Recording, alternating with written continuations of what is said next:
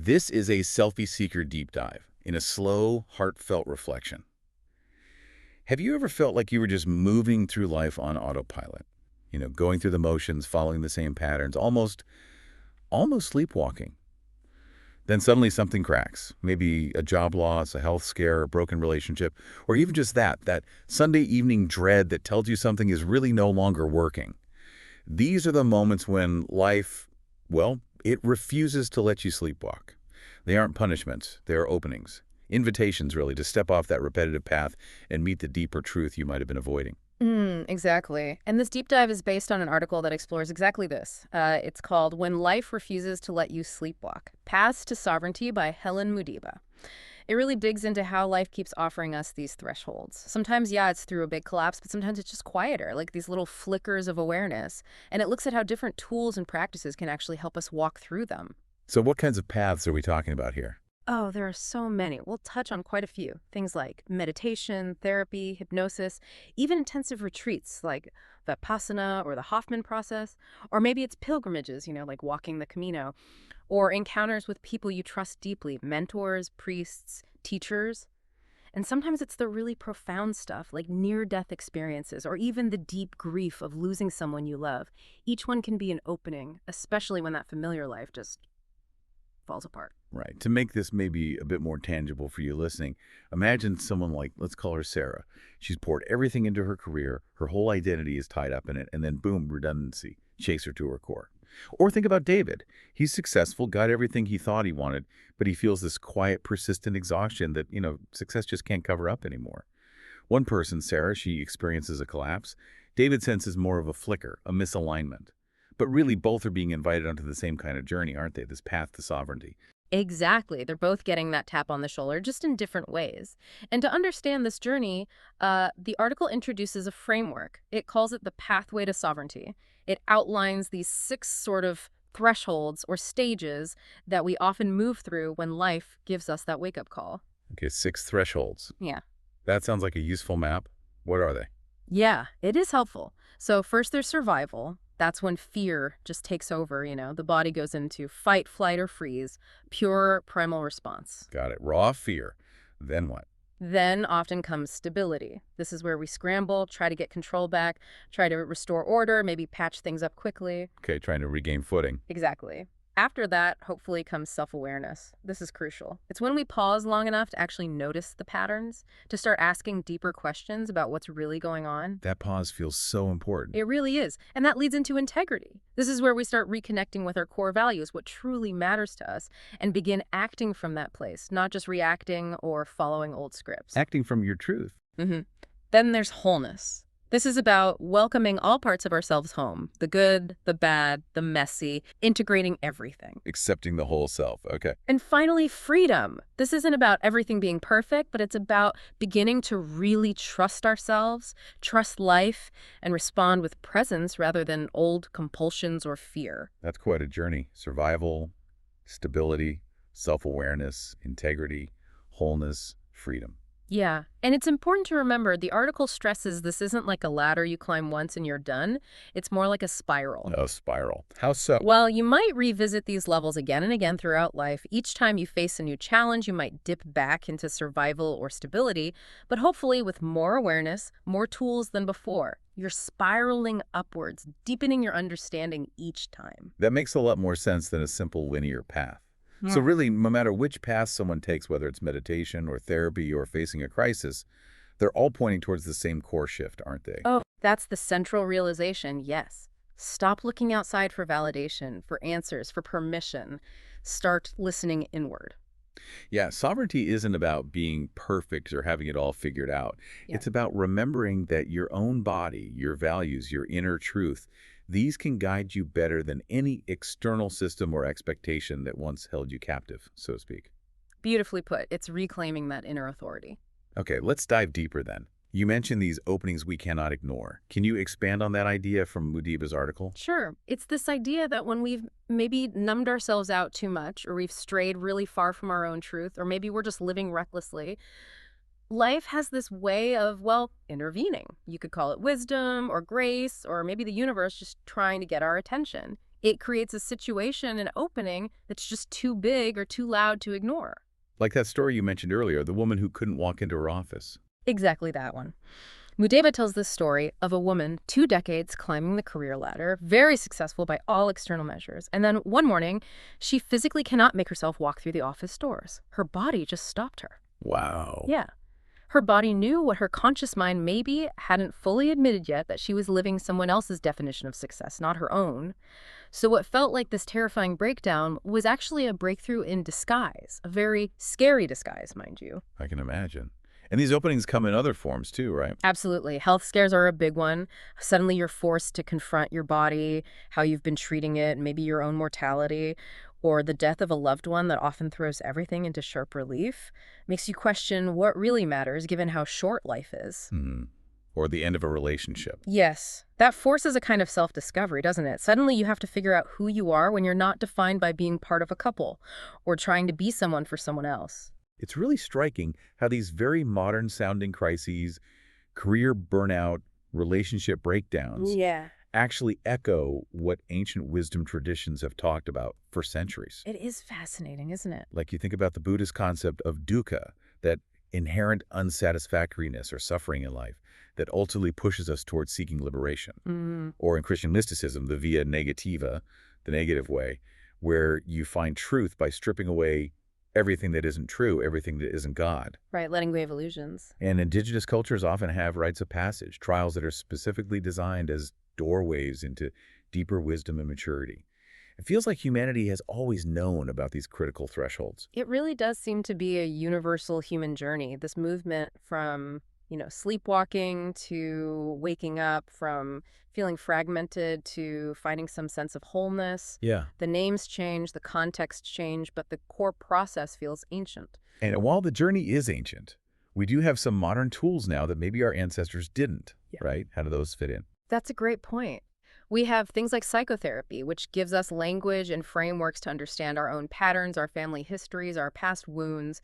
It provides a dedicated space to explore all that. And what about the body? You mentioned the body earlier. Yes, somatic therapies are becoming much more recognized. Things that work directly with the body's wisdom. They operate on the principle that, the body keeps the score, that trauma and stress get lodged in our tissues. So healing isn't just talking, it's feeling, moving. Exactly. It's learning to listen to the body's signals, releasing stored tension, completing responses that got stuck. And then there's adapted meditation practices, ways of cultivating stillness and awareness that are maybe more accessible for modern, busy minds than some traditional forms. Okay, so we have this ancient path and these modern tools. Let's go back to that map you laid out, the pathway to sovereignty. Can we walk through those 6 thresholds again, but maybe with some more concrete examples? Really paint a picture of each stage. Yeah, absolutely. Let's zoom in. So, survival. Remember, this is primal fear, feeling powerless. Right. Picture the woman who just received a really frightening diagnosis, and she literally can't get out of bed for days. Or the small business owner whose company just collapsed, and he's waking up at 3 a.m., heart pounding, just consumed by panic about the future. Okay, just trying to breathe, moment to moment. That's it, exactly. Just raw survival mode. Your thinking brain is kind of offline. So from that state, the next step is often trying to regain control, stability. What does that look like? This is that desperate attempt to manage the chaos. It can look like frantic activity, maybe throwing yourself into workaholism after a loss, trying to numb the pain with busyness. Or becoming hyper-controlling about small things. Totally. Trying to control every detail of your diet, your schedule, your home environment, anything that gives you a sense of control, even if the big picture feels totally out of control. Making endless lists, trying to manage the grief or the fear like it's a project. It sounds exhausting. It is incredibly draining because you're essentially fighting reality, trying to impose order where maybe chaos needs to unfold for a while. You're paddling furiously against a really strong current. Okay. But then hopefully comes that turning point, self-awareness. What triggers that? Yeah. How does someone shift from frantically trying to control things to actually pausing and looking inward? Often it's hitting a wall, Sheer exhaustion can be a great teacher. Yeah. You just get too tired to keep fighting the same battle. Right. Or sometimes it's an external catalyst. A friend says something really direct, maybe even harsh, but it cuts through the noise. Or you have a moment of real honesty. You catch your reflection and you barely recognize the stressed, anxious person looking back. And that leads to different questions. Exactly. Instead of, why is this happening to me? You start asking, okay, what is this situation trying to teach me? Right. Or what pattern am I repeating here? There's a subtle shift from victimhood to curiosity. A space opens up. That feels like a huge shift. And that curiosity naturally leads into integrity, right? Where you start aligning your actions with what you're becoming aware of. Precisely. Self-awareness without action can just lead to more frustration. Integrity is where you start making different choices that honor your emerging truth, even if they're difficult or scary. Like the examples you gave earlier. Yeah, like the executive who realizes their high-paying job is crushing their soul and makes the leap to leave and teach even though it means less money. Or the parent who finally admits their drinking is harming their family connection and seeks help. Or the artist. Or the artist who stops treating their creative impulse as a hobby or a luxury and starts honoring it as a fundamental need, carving out time and space for it, regardless of external validation. It's about living from the inside out. Living from the inside out, like that. Which brings us to wholeness. This sounds less about striving and more about accepting. Very much so. Wholeness is about integration. It's recognizing that you contain multitudes. You're not just the competent professional, you're also the vulnerable child, the creative dreamer, the shadow aspects you'd rather hide. So it's not about getting rid of the bad parts. Not at all. It's about welcoming all parts home. Understanding that your wounds, once tended to, can become sources of profound wisdom and compassion. Your past failures aren't evidence of your inadequacy. They're essential parts of your learning journey. It's about embracing the paradoxes within yourself. That sounds incredibly liberating, which I guess leads perfectly into the final stage, freedom. What does that feel like in day-to-day life? Well, it's not like all problems disappear. Life still happens. But your relationship to life changes. There's a deeper self-knowledge and self-trust. You might develop what some call a witness consciousness. Witness consciousness. Yeah, that ability to observe your thoughts, your emotions, your reactions from a slightly detached perspective without getting completely swept away by them. You can feel anger without becoming consumed by rage. You can feel fear without being paralyzed by it. So you have more choice in how you respond. Exactly. You respond with presence, often from a place of love or wisdom, rather than reacting out of old compulsions or fear patterns. There's often a sense of gratitude, even for the hard stuff, because you see how it contributed to your growth. You feel like the author of your life, not just a character reacting to the plot. That's a powerful image, becoming the author. Now, the article by Mudeba, it shares a really compelling story about this idea of the body holding secrets, doesn't it? Maria's story. Yes, it's a central piece illustrating this whole pathway. Mudeba introduces it by talking about how our bodies often carry the score of unacknowledged losses or traumas, things maybe our minds have forgotten or never even consciously knew. She even hints at her own experience with a hidden wound revealed by someone she calls a key holder. The body remembers. And Maria's journey really shows that. Can you walk us through it using those stages? Absolutely. So Maria spent 43 years, basically her whole life up to that point, feeling like an outsider, a chameleon always trying to fit in, driven by this deep, unnamed hunger to prove she belonged somewhere. That sounds like a kind of chronic, low-level struggle. It was. But then her body started rebelling more overtly. First, chronic migraines. Then it culminated in this moment of complete breakdown, sobbing uncontrollably on her kitchen floor, feeling utterly lost. That was a raw survival threshold. Primal fear, the collapse of her usual coping mechanisms. Okay. And her first instinct was to try and fix it, right? Manage the symptoms. Yeah. That sounds like the stability phase kicking in. Precisely. She treated her breakdown like a project. Found doctors, researched supplements, tried every wellness trend, meticulously managed her diet and routines. She was trying desperately to control the symptoms, to restore order, but without actually looking at the root cause of her deep unease. So what shifted her into self-awareness? It was something unexpected. During a massage, her therapist, who was very intuitive, just observed, "It's as if your body is bracing for something." That simple observation landed deeply. It led Maria to ask herself, maybe for the first time, what am I running from? What is my body holding on to? Wow. Just a simple observation. Sometimes that's all it takes, and that question led her to therapy. There, she encountered the concept of pre-verbal trauma, The idea that we can carry deep grief or trauma from infancy, from a time before we had language to process or even remember it consciously, grieving something we don't even know we lost. That's profound. And this awareness started changing her choices, moving her towards integrity. Yes. She began to make choices that honored this deep, previously unnamed sadness she carried. She started learning Spanish, connecting to a part of her heritage. She took up painting, allowing herself creative expression. She stopped forcing herself to attend big family gatherings that felt hollow and draining. Small acts, but they were deeply aligned with her inner reality. Reconnecting with herself, piece by piece. Exactly. And then came a major step towards wholeness. She started EMDR therapy. EMDR. Can you remind us what that is? Sure.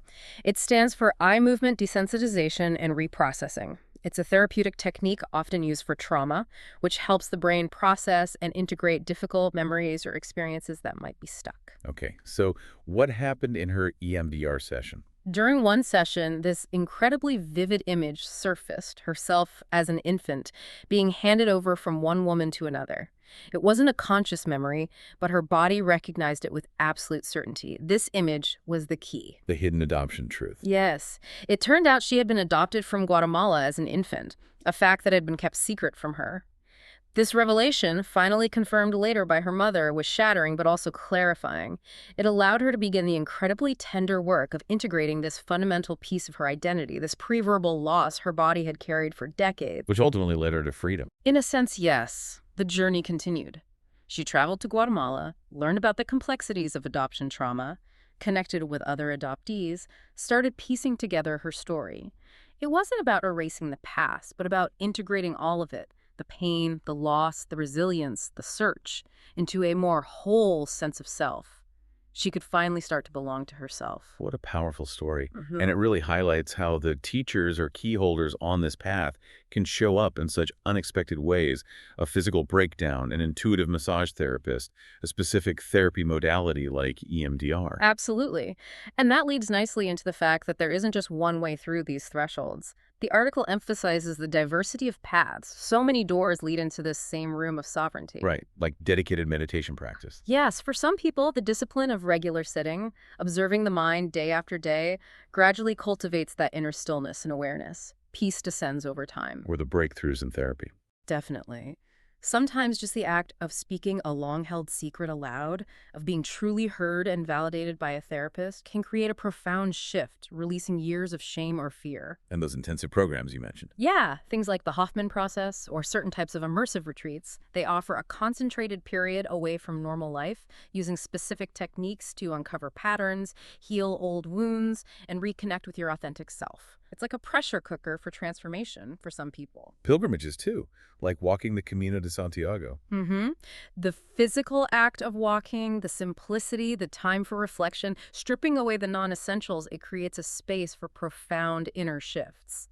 Stepping out of your ordinary routine onto a sacred path. And then there are those encounters with mortality. Yes, those are powerful catalysts. A near-death experience can completely reorient someone's priorities, burning away trivial concerns and fears. And the deep grief of losing someone close often illuminates what truly matters, forcing a confrontation with life's preciousness and brevity. What about guides or mentors? Absolutely crucial for many. This could be a formal spiritual teacher, a wise priest or rabbi, a skilled therapist or coach. But sometimes it's just a chance encounter with a stranger who says exactly the right thing at the right time, planting a seed that changes everything. And the article also touches on more controversial paths. It does, mentioning things like plant medicine ceremonies, ayahuasca, psilocybin.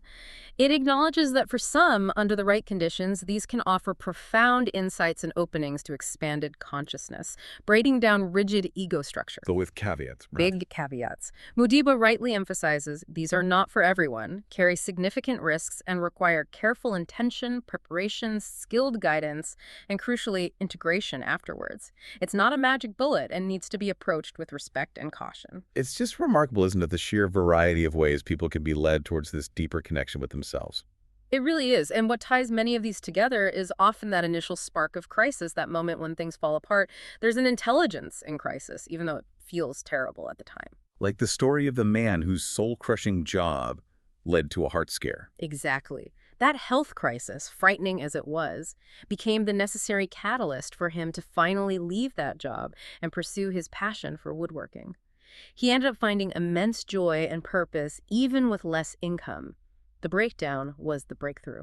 So the choice point is really whether we resist the crumbling, trying to glue the old pieces back together, or if we can somehow surrender to the intelligence within the process, even when it's uncomfortable or scary. That's the heart of it. And this leads us to thinking about the deeper context of all this. It's not just about personal breakdown and rebuilding. There's often a sense, as Medivus suggests, of tapping into a larger intelligence. A larger intelligence. Yeah, maybe call it the soul's wisdom, or the self with a capital S, or just life's inherent evolutionary impulse towards growth and wholeness. It's this idea that something within us, and perhaps within life itself, knows what we need for our unfolding, even if our conscious mind fights against it. So it's less about random suffering and more about potential. Potential for awakening, yes. Not necessarily that everything happens for a specific, predetermined reason we can neatly understand, but that within every experience, especially the difficult ones, lies the potential for growth, for deeper self-knowledge, for coming home to ourselves. Trusting that makes life feel more like a collaboration than a battle. Like approaching things with that beginner's mind you mentioned. Open, curious, not assuming we know how it's all supposed to turn out. Exactly that. Less resistance, more allowing. Okay, this is all incredibly insightful. But let's bring it down to the practical level for someone listening who feels that stirring, that sense of, maybe I'm sleepwalking too. How do they start walking this path towards sovereignty? What are some first steps? That's the crucial question, isn't it? Because it has to be lived. First, Mudiba suggests learning to read the signs of readiness. Pay attention to those subtle signals. Like what kinds of signals? Maybe you find yourself crying unexpectedly at commercials or songs, or certain themes keep showing up in your life, in books, conversations, dreams, or you feel this persistent, quiet pull towards something specific. Maybe a documentary keeps popping up, or you keep finding the business card for a particular therapist. Like little breadcrumbs on the trail. Exactly. Don't dismiss them. They might be whispers from that deeper intelligence pointing the way. Second, begin where you are. You don't need to suddenly quit your job and go to an ashram unless that feels absolutely right. Start small. Start small. Pick up that book. Go for a walk with the intention of just noticing your breath. Try one yoga class. Write in a journal for just 10 minutes about how you're really feeling. Also, consider your learning style. Do you connect more through your body? Maybe try somatic work or mindful movement. Through talking, therapy or a support group might be good. Through solitude, meditation or time in nature. Through immersion, maybe a weekend workshop or retreat. Tailor it to how you learn and grow. That's helpful tuning into your own style. What about questions we can ask ourselves? You mentioned asking, what is this here to teach me? Are there others? Yes, self-inquiry is powerful. Mudeba offers some great ones. What are you most afraid to look at right now? Often our biggest fears point towards our deepest truths. Ooh, that's a good one. Challenging, but good. Definitely. Also, what kind of support do you truly need? Be honest. Do you need someone to listen, someone to challenge you, practical help, spiritual guidance, and what has helped you get through difficult times before? Draw on your own history of resilience. Remembering our own strengths. And here's a more expansive one. If you knew you could not fail, what change would you make or what path would you explore? Let yourself dream a little, free from the usual constraints of fear or practicality. The answers might surprise you. Those are fantastic prompts.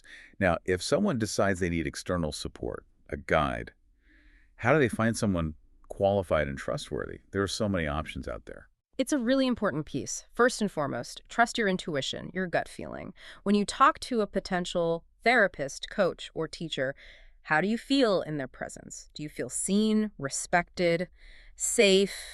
Or do you feel subtly judged, pressured, or like they have all the answers? So interview them, don't just sign up. Absolutely. Ask for recommendations for people you trust who've done similar work. Have introductory calls or sessions. Ask about their training, their approach, but also, crucially, ask about their own personal work. Have they walked this path themselves? Look for humility, warmth, and clarity, not guru-like certainty. And red flags, things to avoid. Definitely. Be wary of anyone claiming to have the single answer or solution for everyone. Avoid situations where you feel subtly disempowered or where someone encourages you to isolate yourself from your existing support systems. Big red flags include high-pressure sales tactics, exorbitant upfront costs without clear deliverables, or any kind of inappropriate boundary crossing. Trust any uneasy feelings. Okay, so trust your gut, Do your research, look for humility, start small, read the signs. And what about the timing of it all? Does this path have a schedule? Not at all. And that's important. Honor your own timing. There's no race to enlightenment or wholeness. Sometimes resistance has its own intelligence. Maybe you're not quite ready for a certain step. Maybe you need more grounding first. Pushing yourself too hard, too fast can be counterproductive. Integration is just as important as the breakthrough moments. Allow time for things to settle, to land, to become part of you. That's a relief to hear. It's not another thing to achieve perfectly. Exactly. It's a process, a journey, often messy, rarely linear. You mentioned the paradox of sovereignty earlier. Can you revisit that? Sounds important. Yeah, it's this beautiful tension. True sovereignty isn't about rugged individualism or isolating yourself. It's actually realizing our deep interdependence. When you know yourself truly, you see how connected you are to everything and everyone else. So it's not about control either. Right. It's about taking responsibility for your choices, your energy, your impact, while also humbly accepting that you don't control outcomes, other people, or life itself. And it's knowing your inherent worth isn't dependent on your achievements, your role, or what others think of you. It just is. That feels like a much more grounded and realistic kind of strength. It reminds me of what the poet Rilke said about living the questions. Yes. That idea is so central here. Can you stay present with the uncertainty, with the not knowing? Can you keep walking the path, even when the destination isn't clear? Sovereignty isn't about having all the answers. It's about being willing to live into the questions as they evolve throughout your life. Who am I becoming? What is mine to do? How can I love more fully? It really is like the classic hero's journey structure, isn't it? The call to adventure, crossing the threshold, facing trials, and then eventually, the return. It is, and the return is key. This isn't just about personal navel-gazing. The goal is to return to your life, your relationships, your community, but transformed, able to participate, love, and serve more authentically, more wholly, from that place of inner knowing. That's emotional sovereignty, feeling your feelings fully without being dictated by them, contributing your unique gifts without needing constant external applause. And you touched on this earlier, but it feels important this individual journey has a collective dimension too. Hugely important. Mudibas suggests that individual sovereignty is a prerequisite for collective healing. As each person wakes up, heals their own wounds, finds their authentic voice and power, it contributes to a shift in the collective consciousness. Which we desperately need, facing global challenges like climate change, social injustice. Exactly. These huge problems require us to show up differently, less driven by fear, greed, and separation, more grounded in interdependence, wisdom, and compassion. Our personal inner work ripples outward. It's not selfish, it's essential. And this path also changes our relationship to everyday life, making the ordinary sacred. Beautifully said, yes. As you become more present, more aligned, the sacred ordinary reveals itself. Making tea becomes a ritual. Having a difficult conversation becomes an opportunity for connection. Washing the dishes can be a moment of mindfulness. Meaning isn't just found in peak experiences. It's woven into the fabric of daily life when we approach it with awareness and purpose. So the message really feels like, the time is now. Don't wait for the next crisis. Don't wait. That quiet stirring you feel, that sense of misalignment, that is the invitation. Honor it now. Choosing transformation when things are relatively stable is incredibly brave. But if you are in the midst of a crisis, know that this is the threshold. Life has brought you here because something in you is ready to awaken, ready to grow, even if it feels terrifying. You are stronger than you think. So as we bring this deep dive towards a close, maybe we can offer some reflective questions tied to those thresholds for you listening to consider where you might be on this path right now. Good idea. Gently, just notice what arises as you hear these. Yeah. Thinking about survival, where does your body feel most unsafe or contracted right now? For stability, where in your life are you over-efforting, trying too hard to control outcomes? Regarding self-awareness, where might a pause, a moment of quiet reflection, help you see a recurring pattern more clearly? On integrity, which core value have you been neglecting lately, and what's one small way you could honor it today? For wholeness, what part of yourself, maybe a feeling, a memory, a trait, have you been rejecting that might be asking for your compassion right now? And exploring freedom, what would it feel like just for this moment to trust yourself, even without guarantees about the future? Those are powerful inquiries.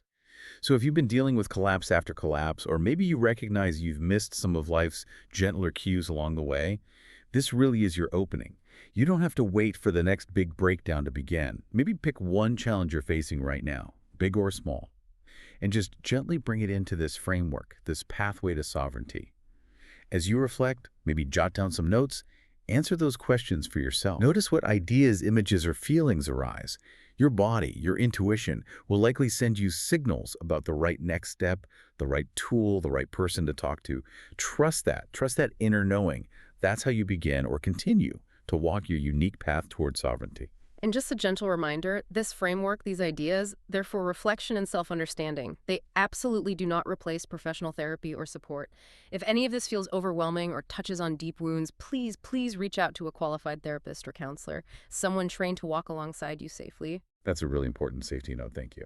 And for further reflection, we have put together a resource. You can find a free PDF download based on the article outlining the pathway to sovereignty to help guide your personal reflections. And perhaps one final thought to leave you with. Consider that your journey towards sovereignty isn't just for you. It's not a private achievement locked away. It's actually a gift to the world. Every step you take towards your own wholeness, your own truth, ripples outward. It contributes to that collective awakening we talked about, the one we all, frankly, desperately need right now. So how might your personal journey, wherever you are on it, perhaps inspire someone else to begin theirs? Climb the staircase, breath by breath, with compassion and presence we rise from stress, from fear to peace, from shame to grace. Climb the staircase to sovereignty.